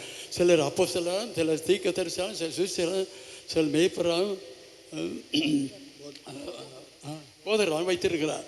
And so that the church might receive these blessings, God has also ordained his saints in the church, some as apostles and prophets, some as evangelists and teachers and pastors. ఈ విధమైన ఆత్మీయ ఆశీర్వాదాలు మనం పొందుకునే నిమిత్తమై సంఘములో అపోస్తలులను, ప్రవక్తలను, సువార్తికులను, காப்பரலும் உபதேசங்களும் உஞ்சி ఉన్నాడు. இப்படியான ஒரு பூர்ணமான நிலவரத்துக்கு வரும்படியா இந்த 5 பேரை வைத்து கர்த்தர் எங்களுக்கு சபையில வைத்து எங்களை ஆயத்தப்படுத்துகிறார். And God has kept us in the church having these 5 offices so that we can grow to the measure of the stature of the fullness of Christ to perfection. క్రీస్తు కలిగిన సమాన సంపూర్ణతలోనికి మనం వచ్చి నిమిత్తమై సంఘములో ఈ విధమైన 5 విధమైన ఉద్యోగస్తుల నుంచి దేవుడు నడిపిస్తున్నాడు. நாம் மற்றவருடைய குறையை பார்த்து, மற்றவருடைய குற்றங்களை பார்த்து, தீமையான காரியங்களை செய்து, தேவையில்லாத காரியங்களை செய்து இப்படி இருப்பமா இருந்தா நாம் எப்படியாவது பூர்ணத்துக்கு வர முடியாது. So we cannot come to perfection if we look at the faults of others, if we look at the shortcomings of others, and we also indulge in unwanted things, speaking unwanted words. దేవుని ఉద్దేశం ఈ విధంగా ఉండగా సంఘములో వారి యొక్క అపచయాలను కానీ వారి బలహీనతలు మనం చూస్తూ పోయినట్లయితే ఈ సంపూర్ణతలోనికి మనం రాలేము. இந்த சபையின் ஊழியம் பரிசுத்தமாக்கப்படுவது மறைவான ஊழியமா இருக்கிறது. And the ministry of the church is the work of sanctification, which is a hidden work. ఈ యొక్క సంఘం యొక్క పరిశుద్ధపరచబడే క్రియ అనేది மறுக்குగా పరిశుద్ధపరచబడే క్రియ. நாங்க யாருமே எங்கட வல்லமை நாங்க காண்பிக்க மற்றவங்களுக்கு காண்பிக்க விருப்பப்படுறதில்லை. And we do not want to show our power to others. అందు నిమిత్తమే మా శక్తి ఏంటో ఇతరులకు మేము చూపించట్లేదు. எப்பொழுதும் தேவனை தான் வெளிப்படுத்த விரும்புகிறோம். Always we want to show Christ God. ఎల్లప్పుడూ క్రీస్తునే మేము ఇతరులకు బయలుపరచుకోవాలి. எப்படியாவது கல்வாரியிலே மரித்ததான இயேசு உயிர்த்தெழுந்த இயேசுவை தான் வெளிப்படுத்துகிறோம். We reveal Christ who was crucified on the cross of Calvary, who died and who resurrected. Calvary శిలువలో సిలువ వేయబడి మరణించి పునరుత్థానం చెందిన ఆ యేసునే మేము బయలుపరచుకోవాలి. నివాసించుచు ఉన్నావు. இப்படியான ஒரு மரமான ஊழியத்தை சரி நிமித்தத்தான் உங்களுக்கு ஒருவருட பவுன்ல வந்து படம் எடுத்து அந்த வாட்ஸ்அப்ல படம் எடுத்து போட வேணான்னு சொல்லி. And because we do a hidden ministry and we tell you don't take videographs and photographs and put it on social media like WhatsApp. ఈ సేవ మరుగౌడి చేయి సేవ కనుకనే మీరు ఫోటోలు వీడియోలు తీసి వాట్సాప్ లో వేయవద్దని మేము చెప్పేది. பாரு மரிக்க முன்பதாக மரிச்சேன்னு சொல்லி இதுல போடுறாங்க பாரு. Before a person is actually dead, they put the news of their demise. எவ்வளவு பெரிய பாவம். How great a sin is that? ఒక మనిషిని మరణించక మునిపే మాటలు వేయించున్నారు. ఎంత గొప్ప పాపము. ఉయిరోడ இருக்கிறவங்க மரித்தண்டு போடுறேன்னு சொல்ல எவ்வளவு பெரிய பாவம். If you publish the death news of a person who is actually alive, how great a sin is that? కొంతమంది సజీవులుగా ఉండగానే వారు చచ్చిపోయారని చెప్పి వాట్సాప్ లో న్యూస్లు పెడుతున్నారు. ఎంత గొప్ప పాపం. அது அவளுக்கு பெரிய சாபமா மாறும். That will become a great curse to the person who is the cause of it. అది మీకు గొప్ప శాపంగా మారుతుంది. அதாவது எங்கட ஊழியமோ எங்களை குறித்து நான் விளம்பரப்படுத்துறேன். நான் மறுமை இருந்து பரலோக ராஜ்யத்துக்கு சியோன்ல எருசலேம்ல காணப்படுயாகவே இந்த மறவாயிருந்த ஊழியத்தை செய்து நம்முடைய ஜீவியத்தை கட்டி எழுப்பி நாம் விதமாக ஆயத்தப்பட வேண்டிய இருக்கிறது. And this is not a ministry where we want to advertise ourselves. We want to remain hidden and prepare the church of God for the kingdom of God in Zion and New Jerusalem. మేము మా సేవను ప్రసిద్ధి పరుచుకునడం లేదు కానీ మా జీవితాన్ని కట్టి లేపుకొని పరలోకానికి వెళ్ళే నిమిత్తమై మమ్మల్ని మేము సిద్ధపరచుకొనుచున్నాం. தேசத்தில் நடக்கிற சம்பவங்களை பார்க்கும் பொழுது, looking at the happenings in the country, దేశంలో జరిగే సంభవాలు చూసేటప్పుడు ஒரு பக்கத்துல காட்டு தீ பத்தி எரி அணைக்க முடியா இருக்கிறாங்க. On one side wildfires are spreading, no one is able to extinguish it. లోకములో ఒక భాగం అడవులు మంటలు మడుచున్నాయి, ఆర్పలేకపోతున్నారు. இன்னொரு பக்கம் சமுத்திரம் கொந்தளிப்பின் மூலமாக சலிவுகள். On the other side the sea is roaring and because of that there is great destruction. ఇంకొక రీతిలో సముద్ర పొంగు వలన అనేకమైన అపాయాలు. இன்னொரு பகுதியில பார்த்தா பூமி அதிர்ச்சி. On the other side are earthquakes. మరొక రీతిలో భూకంపాలు. இனி பலத்த காற்று புயல் காற்று அடித்து வீடுகள் எல்லாம் பிரட்டிட்டு போறதா இருக்குது. And on the other side is the hurricane and strong winds throwing around houses. బలమైన తుఫాను గాలులు వీచి ఇళ్ళన్నీ కూడా పడిపోవటం మరొక భాగం. பார்த்தா கொள்ளை நோய் ஒரு பக்கம். On the other side are plagues and pestilences. మరొక రీతిలో ఈ విధమైనటువంటి పలు విధాలైనటువంటి వ్యాధులు కలుగుతున్నవి. இன்னொரு பக்கம் பார்த்தா யுத்தம் நடக்கிறது. On the other side is the war. ఇంకొక రీతిలో యుద్ధాలు జరుగుతున్నాయి. இதெல்லாம் 2020 வருஷங்கள் முன்பாக கர்த்தராகிய இயேசு சொன்னதான வார்த்தை இன்றைக்கு நிறைவேறி வருகிறது. And what Jesus spoke 2020 years ago approximately is being fulfilled before our eyes now. ఇవన్నీ కూడా 2021వ సంవత్సరం క్రితమే ప్రభువైన యేసు చెప్పినాడు. ఇప్పుడు అవి నెరవేర్చబడుతున్నాయి. லூக்கா சுவிசேஷம் 21 அதிகாரத்தில் நீங்க எடுத்து வாசித்து பாருங்கள். கடைசி நாட்களில் நடக்கிற சம்பவங்கள் ஆகினால் நீங்க விழிப்பா இருக்க வேண்டும். Read Luke's Gospel chapter 21, the whole chapter, and it mentions about the happenings in the last days, and therefore you must be vigilant and watchful. చూడండి లూకా సువార్త 21వ అధ్యాయం మీరు చదివినట్లయితే ఈ చివరి దినాల్లో జరిగే సంభవాలన్నీ యేసు ఆ కాలములోనే బోధించి ఉన్నాడు. ஆகினால் விசுவாசிகள் ஆகிய நீங்கள் இவ்விதமாக ஜாக்கிரதையா விழிப்பா இருந்து கர்த்தர்களை நாம் ஆயத்தப்பட வேண்டி இருக்கிறது. And therefore you believers must be watchful, you must be sober and vigilant and prepare for the coming of the Lord. అందువల్ల విశ్వాసస్తులైనటువంటి మీరు మెలకువ గలవారై ప్రార్థించి రాకడకి సిద్ధపడవలసి ఉన్నది. நம்முடைய நம்பிக்கையும் வாஞ்சையும் நமது ஆண்டவராகிய இயேசு வரும் பொழுது அவருடைய மகிமையில் எடுத்துக்கொள்ளப்பட வேண்டும். Our hope and desire is that when our Jesus comes we must be caught up with him in glory. మన నిరీక్షణ సంతోషం ఏమంటే మన ప్రభువైన యేసు మధ్య ఆకాశములో ప్రత్యక్షమైనప్పుడు మనమందరము ఆ రాకడలో ఎత్తబడవలెను. மாத்திரமல்ல விசுவாசிகளும் எடுத்துக்கொள்ள அதுக்காகத்தான் கண்டிப்பாக உபதேசங்களை கொடுத்து கண்டிக்கிறதா இருக்கிறது. And not just the servants of God, even the believers must be caught up, and that is why we are strict in teaching the doctrines and we are strict in our dealings. ఈ ప్రభు రాకడలో దేవుని సేవకులు ఎత్తబడితే మాత్రము చాలదు, విశ్వాసులందరూ ఎత్తబడాలనేదే మా ఉద్దేశమైనందున వారిని ఉపదేశించి ఖండించి బోధించుచున్నాం. నరకத்தில் கிடந்து வேதனைப்படவனும் சதா காலம் வேதனைப்படவனும் ஆறுதல் இல்லை, விடுதலை இல்லை.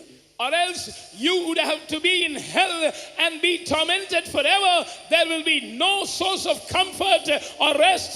నరకానికి వెళ్ళినట్లయితే అక్కడ యుగ యుగములు వేదన పరచబడుదురు. అక్కడ ఆదరణయో ఓదార్పో దొరకదు. பரலோக ராஜ்யத்தில் நித்திய ராஜ்யத்தில் அங்கே எந்த கண்ணீரும் கிடையாது, கவலையும் கிடையாது, பசியும் கிடையாது, பட்டினியும் கிடையாது. எப்பொழுது என்றென்றைக்கு நித்தியமாக தேவனோடு கூட சந்தோஷம் அனுபவிக்கிறதா இருக்கிறது. But in the kingdom of heaven, in the eternal kingdom of God, there are no tears, there is no curse or sorrow or pain or grief. Forever you can be with God and experience eternal joy and ecstasy.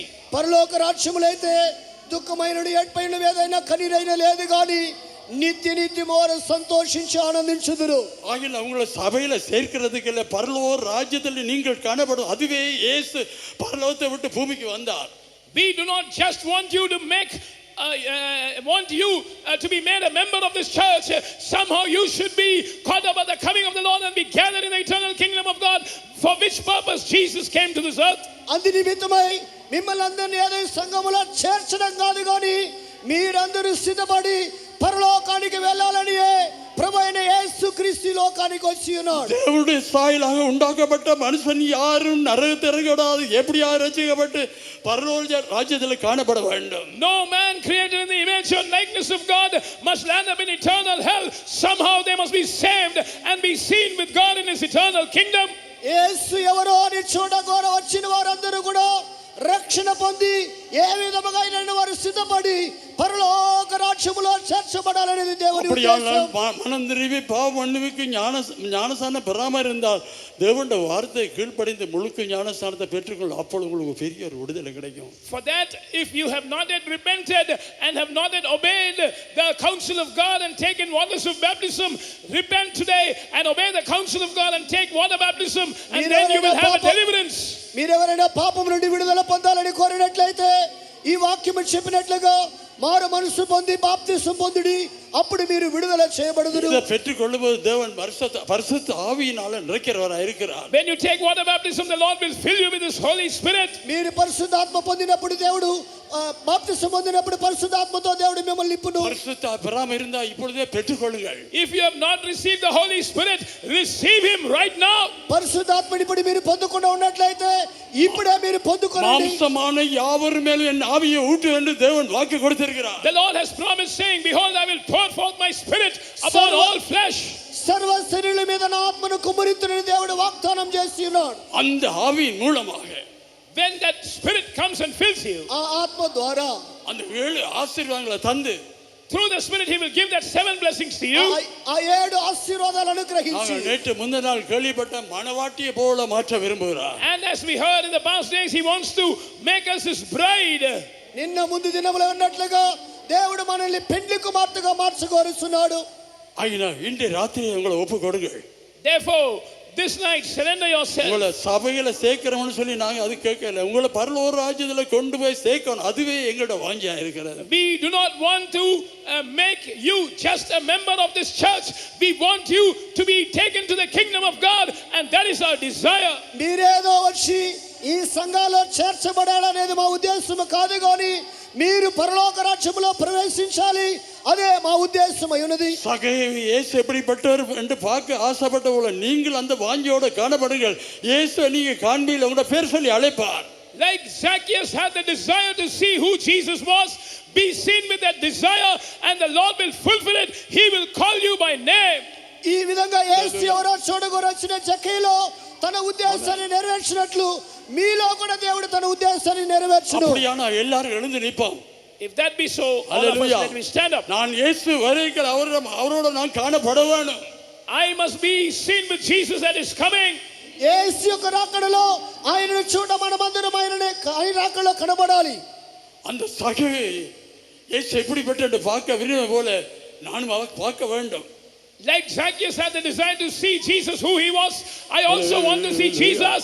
యేసు ఎట్టి వారో ఏ విధంగా చూడగోరి ఉన్నారో మనమును ఆ యేసు ఎట్టి వారో చూడాలి. தேவனுடைய மகிமையின் சாயல் உங்களுக்குள்ள உருவாக்க தேவன் விரும்புகிறார். The Lord wants to create his glorious image in you. దేవుని యొక్క అదే మహిమ సారూప్యం మీలో కలుగచేయ దేవుడు కోరుచున్నాడు. ఆయన இதுவரைக்கும் கூட ஜீவிதத்தில் இழந்து ஆவிக்குரியத்தில் இழந்து போனது இல்லாத மறுபடியும் பெற்றுக்கொள்ளுங்கள். All the spiritual experiences that you have lost till now, receive them once again. అందువలన మీరు ఏ ఆత్మీయ అనుభవాలు కోల్పోయారో వాటన్నిటిని తిరిగి పొందుకొనుడి. விடுதலை பெற்றுக்கொள்ளுங்கள். Receive deliverance. విడుదల పొందండి. சுகத்தை பெற்றுக்கொள்ளுங்கள். Receive healing. స్వస్థతను పొందండి. இயேசு உங்களை விடுதலை இருக்கிறார். Jesus is the one who delivers you. యేసు మిమ్మల్ని విడిపించుచున్నాడు. ஆண்டவரே என்னை ரட்சியும். Lord, save me. ప్రభువా నన్ను రక్షించు. தேவனே என்னை ரட்சியும். God, save me. ప్రభువా నన్ను రక్షించు. என்னை விடுதலை ஆக்கும். Deliver me. నన్ను రక్షించుము. உங்களுடைய சத்தம் கேட்கும் வரைக்கும் கர்த்தர் இயேசு கிரியை செய்ய முடியாது. Till Jesus hears your voice, he cannot walk. నీలో నుండి స్వరం ఎత్తి నీవు పలికేంత వరకు యేసు నీకు సహాయం చేయలేడు. இயேசு உங்களுடைய சத்தத்தை கேட்டு விடுதலை ஆக்க விரும்புகிறார். Jesus wants to hear your voice and to deliver you. యేసు మీ నోటి నుండి వచ్చే శబ్దము ద్వారా విడుదల చేయకోరుచున్నాడు. ஒரு குருடன் வழியில பிச்சை கேட்டு கொண்டிருந்தான். Once a man was begging by the wayside, he was blind. ఒక దినమందు భిక్షమెత్తు ఒకడు మార్గ మధ్యలో ఉండి ఉన్నాడు. அவன் கேள்விப்பட்டிருப்பான் போல இயேசு கண்களை குருடானவளை சுகமாக்குறன்னு சொல்லி கேள்விப்பட்டிருப்பான் போல. Perhaps he had heard that Jesus heals the blind and gives them sight. ఒకవేళ యేసు స్వస్థపరచుదురని అతడు ఉండి ఉండవచ్చును. அந்த பிச்சை கேட்டு கொண்டிருந்த மனுஷன் இவள் கூட்டமா போற சத்தத்தை கேட்டா யார் போறன்னு கேட்டான். That man who was begging for alms, when he saw that voice of people passing by, he asked, who is passing by here? భిక్షమెత్తుచున్న అతడు ఆ దారిలో ఏ జనసమూహం పోవచ్చుండగా ఎవరు వెళుతున్నారు అడిగినాడు. இயேசு போறன்னு கேள்விப்பட்ட சத்தம் வைக்கிறான். இயேசுவே தாய்க்கு எனக்கு இறங்குன்னு கேட்க. When he got the answer that Jesus is passing by, immediately he shouted, Jesus, thou son of David, have mercy on me. నజరేయుడైన యేసు మార్గంలో వెళుతున్నాడని చెప్పిన వెంటనే నజరేయుడైన యేసు నన్ను కరుణించుమని అడిగినాడు. అరుగిల இருந்தால் அவன் அதட்டினான், சத்தப்படாத. Those who were nearby him shouted saying, don't shout. அவனுக்கு தேவை அந்த குருட்டாட்டத்தில் விடுதலை பெற வேண்டும். But he wanted to be restored of his sight. అతడు కేకలు వేయగా వారుకొండ పడి ఉన్నారు. అయితే అతడు చూపు పొంద కోరి కేకలు சத்தத்தை உயர்த்திக் கொண்டே இருந்தான். He lifted up his voice అతడు furthermore. ఎక్కువగా కేకలు వేసి ఉండను. இயேசு உனக்கு என்ன வேணும்னு கேட்டான். Jesus asked him, what should I do to you? యేసు నేను ఏమి చేయాలని కోరుచున్నావని అడిగాడు. பார்வை அடைய வேண்டும். He said, I want my sight to be restored. నేను చూపును அதே పొందవలెను. இயேசு இன்னைக்கு உங்கள் மத்தியில் இருக்கிறார். That same Jesus is in our midst today. అదే యేసు మీ మధ్యలోనే உங்களுடைய ఉన్నాడు. தேவை எதுவா இருக்கோ அதை இயேசுவை நோக்கி கூப்பிடுங்கள். Whatever might be your need, call out to Jesus. నీ యొక్క అవసరత ఏదైనా యేసుని అడగండి. இயேசுவே நான் பாவியா இருக்கிறேன். Jesus, I'm a sinner. యేసు నేను పాపినై இயேசுவே ఉన్నాను. நான் பாவியா இருக்கிறேன். Jesus, I'm a sinner. యేసు నేను పాపినై என்ன ఉన్నాను. பாவத்தனக்கு மன்னியும். Forgive me my sins. నా పాపాలు క్షమించుము. எனக்கு சுகத்தை தாரும். Give me healing. నాకు స్వస్థత எனக்கு ఇవ్వు. விடுதலை தாரும். Give me deliverance. నాకు విడుదల ఇవ్వు. பிசாசுட போராட்டத்தின் விடுதலை தாரும். Give me deliverance from the oppression of the devil. సాతాను పోరాటము నుండి నాకు எனக்கு విడుదల சமாதானம் దయచేయము. சந்தோஷத்தை தாரும். Give me peace and joy. నాకు సంతోష సమాధానం ఇవ్వు. ஆமென். உங்களுடைய சத்தத்தை உயர்த்துங்கள். Lift up your voice. మీ స్వరమెత్తుడి. இயேசு கேட்க போறார். Jesus is hearing it. యేసు విడిపించు దగ్గరికి உங்களுடைய వెళ్ళాడు. சத்தத்தை கேட்டு விடுதலை ஆக்க போறார். Jesus is going to hear your voice and set you free. శబ్దము విని యేసు విడుదల చేయ నిమిత్తమై உங்களுடைய దగ్గరికి சத்தத்தை వెళ్ళాడు. உயர்த்துங்கள். Lift up your voice. இயேசுவை நோக்கி கூப்பிடுங்க. Cry out to Jesus. యేసుని చూసి మొరపెట్టండి.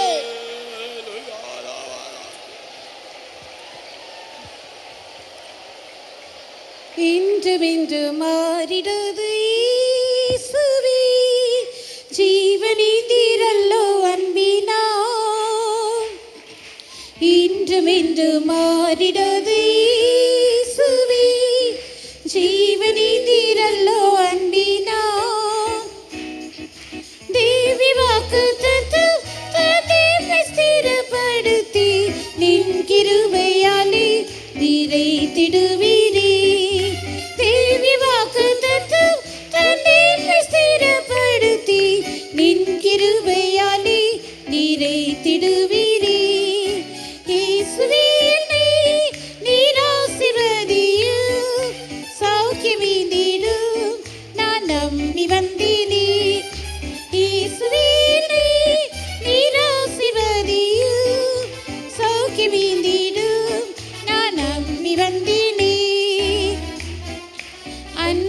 சகியுவை அழைத்துமே அன்று ரட்சிப்படி திட்டீரே அன்பினால் சகியுவை அழைத்துமே அன்று ரட்சிப்படி திட்டீரே இன்று யான் பெறவே அம்மானிட சந்தோஷமே நின் கிருபையாலே நிறைத்திடுவீரே இன்று யான் பெறவே அம்மானிட சந்தோஷமே நின் கிருபையாலே நிறைத்திடுவீரே இயேசுவே நீர் ஆசீர்வதியும் சௌக்கியமீந்திடும் நான் நம்பி வந்தேனே இயேசுவே நீர் ஆசீர்வதியும் சௌக்கியமீந்திடும் நான் நம்பி வந்தேனே இயேசுவே நீர் ஆசீர்வதியும் சௌக்கியமீந்திடும் நான் நம்பி வந்தேனே இயேசுவே நீர் ஆசீர்வதியும் சௌக்கியமீந்திடும் நான் நம்பி வந்தேனே இயேசுவே நீர் ஆசீர்வதியும் சௌக்கியமீந்திடும் நான் நம்பி வந்தேனே இயேசுவே நீர் ஆசீர்வதியும் சௌக்கியமீந்திடும் நான் நம்பி வந்தேனே இயேசுவே நீர் ஆசீர்வதியும் சௌக்கியமீந்திடும் நான் நம்பி வந்தேனே இயேசுவே நீர் ஆசீர்வதியும் சௌக்கியமீந்திடும் நான் நம்பி வந்தேனே.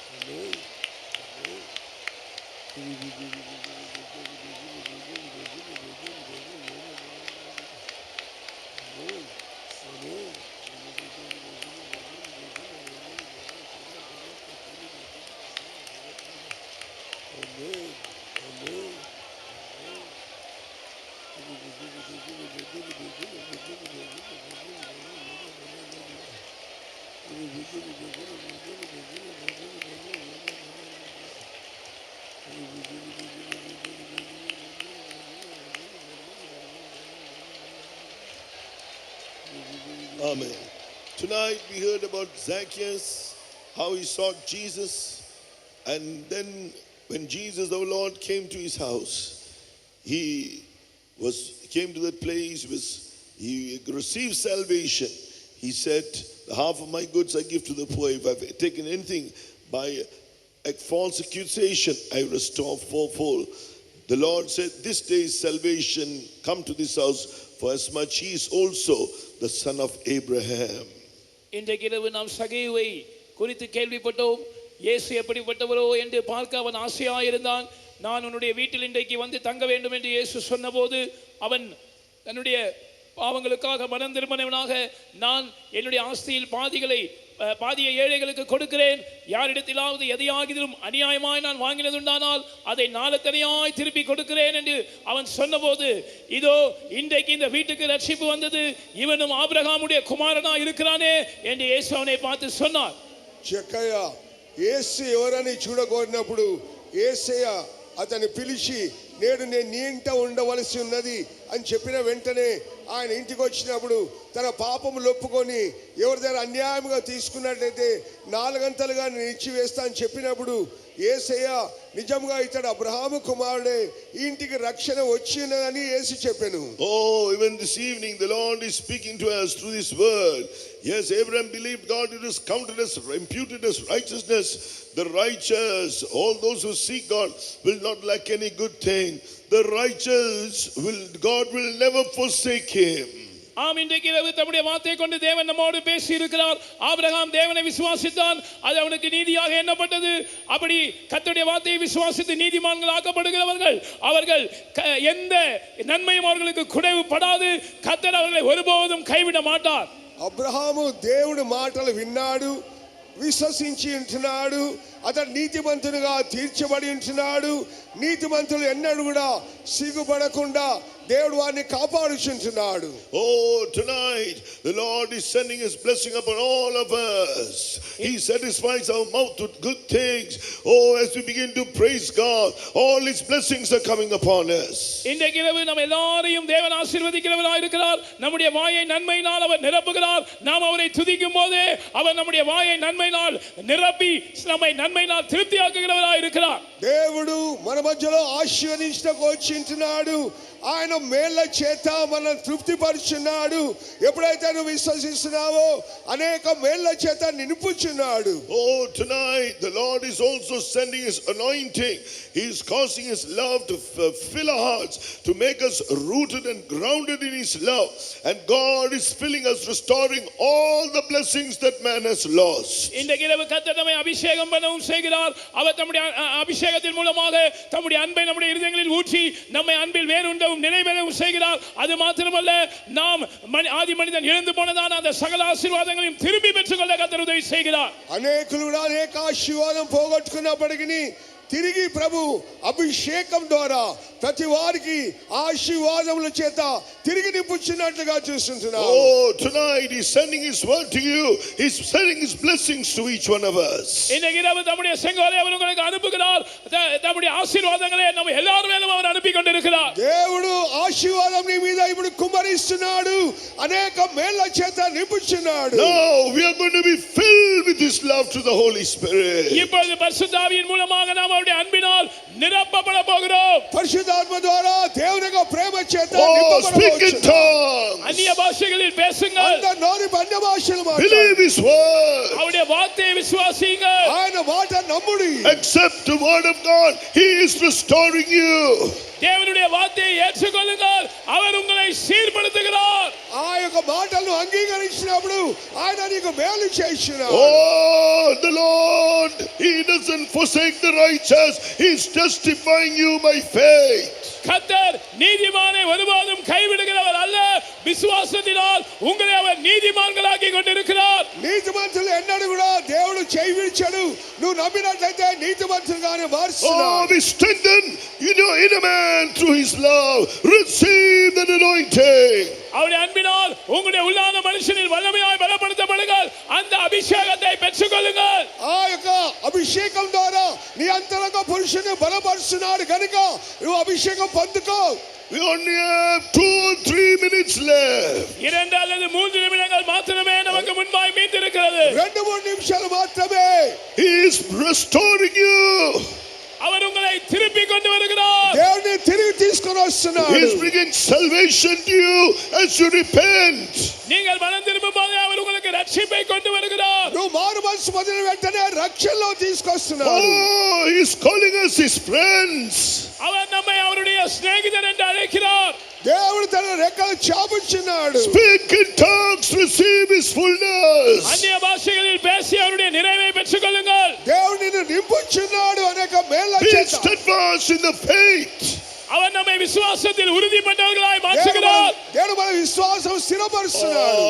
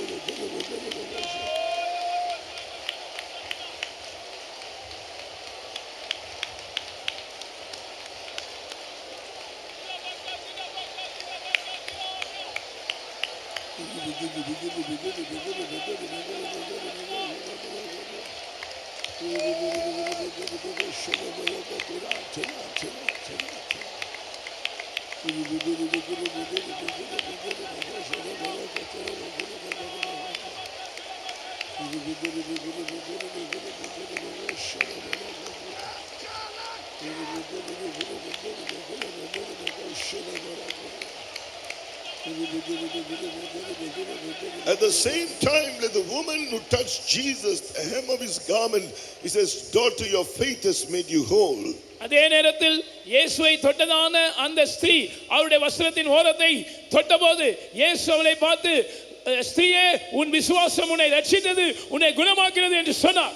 యేసు ప్రభు యొక్క చెంగును ఆ యొక్క వస్త్రం చెంగును ముట్టిన వెంటనే ఆ స్త్రీతో యేసు అన్నాడు, ఓ స్త్రీ నీ విశ్వాసం నేను స్వస్థపరిచినని చెప్పి ఉంటున్నాడు. Now you believe he's sending his word to you. By Jesus' stripes you were healed. இப்பொழுது தேவன் தம்முடைய இந்த வார்த்தையை உங்களிடத்தில் அனுப்புகிறார். இதை நீங்கள் விசுவாசியுங்கள். இயேசுவின் தழும்புகளால் நீங்கள் குணமானீர்கள். ఇదే మాట యేసు నీకు పంపుచున్నాడు. ఆయన పొందిన గాయముల చేత నువ్వు స్వస్థతను పొందుతివి. You are touching the hem of his garment. விசுவாசியுங்கள். அப்பொழுது நீங்கள் அவருடைய வஸ்திரத்தின் ஓரத்தை தொடுகிறீர்கள். విశ్వసించుడి. ఆయన యొక్క చెంగును ముట్టి Speak in tongues. அந்நிய பாஷைகளில் பேசுங்கள்.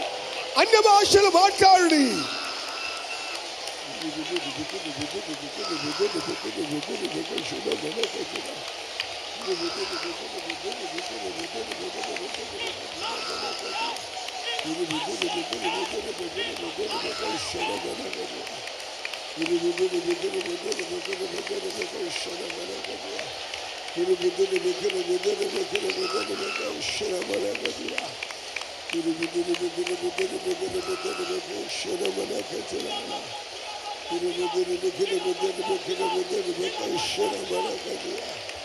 Amen. Amen. Amen. Amen. Amen. Amen.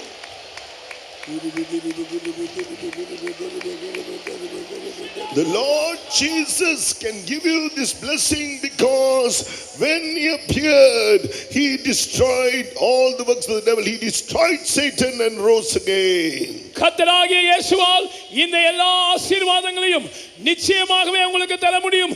ஏனென்றால் இயேசு இந்த உலகத்தில் வெளிப்பட்ட போது அவர் பிசாசின் கிரியைகளை அழித்தார். அவர் மரித்து உயிர்த்தெழுந்திருக்கிறார்.